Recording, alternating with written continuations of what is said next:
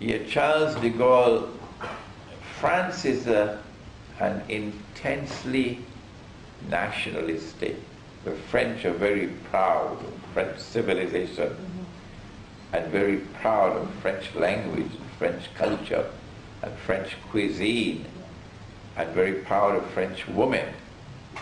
And so when Charles de Gaulle studied the monetary system and found that it was so unjust, giving to the United States of America very transparently a massive unjust advantage over the rest of the world, he stood up in the French Parliament. Le fait que beaucoup d'États acceptent par principe des dollars au même titre que de l'or pour les règlements des différences qui existent à leur profit dans la balance des paiements américaine, ce fait entraîne les Américains à s'endetter, et à s'endetter gratuitement vis-à-vis de l'étranger, car ce qu'ils lui doivent, ils le lui payent,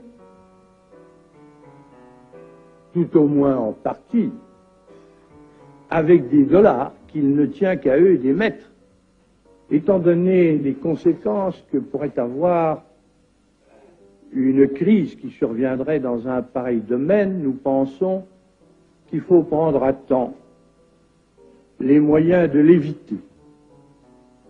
Nous estimons nécessaire que les échanges internationaux soient établis, comme c'était le cas avant les grands malheurs du monde, sur une base monétaire indiscutable et qui ne porte la marque d'aucun pays en particulier. Quelle base?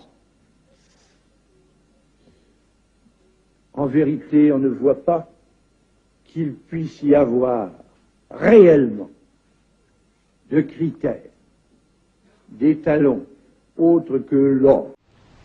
And then, according to the agreement that was the IMF, every government in the world had the right to take their US dollars to the United States at any time they wanted and demand that the United States redeem those dollars for gold at $35 an ounce, which is international law. Charles de Gaulle decided, well, I want to get my gold.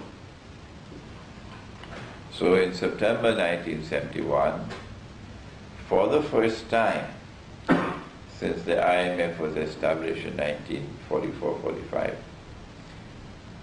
Charles de Gaulle invoked that provision of the treaty, and his central bank sent $3 billion to Washington and asked that it be converted to gold at the rate of $35 an ounce, which is there in the treaty. The United States realized that the game was up. If the United States had only 1 million ounces of gold, then by the law, the United States did not have the right to print more than $35 million. Because you're only allowed to print that much money which can be converted to gold at $35 an ounce. But they had printed far more than that. Suppose, Debbie, you have $1,000 in your account, and the bank gives you a checkbook, and everybody in Brunei knows Debbie. All the shops know you. Would you go and write your checks for $50,000? No, that's fraudulent. You go to jail for that. All that you have is 1,000 in your account, and you're writing checks for 50,000. But that's exactly what the US government did. They had 1,000 in gold and they wrote out checks for 50,000. So when Charles de Gaulle said, I want my gold, the game was up. Because they didn't have the gold for all those who now come with their dollars. Saudi Arabia will come, Japan will come. Yeah. So the game was up. So the United States declared in September 1971, in effect, we gave our word, but we don't have to keep it. Accordingly, I have directed the Secretary of the Treasury to take the action necessary to defend the dollar against the speculators.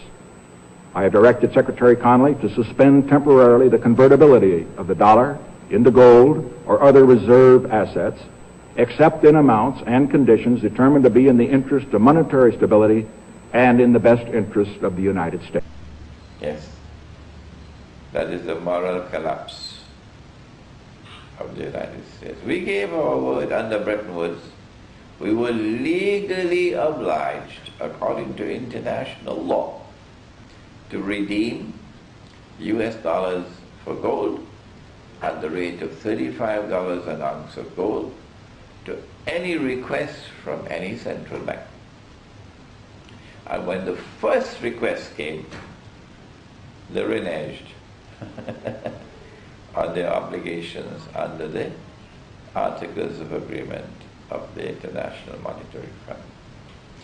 This is a very sad chapter in human history because of this unjust monetary system. This is not the only reason, but this is one of the major reasons why so many parts of the world today are not just poor, they're in a state of destitution.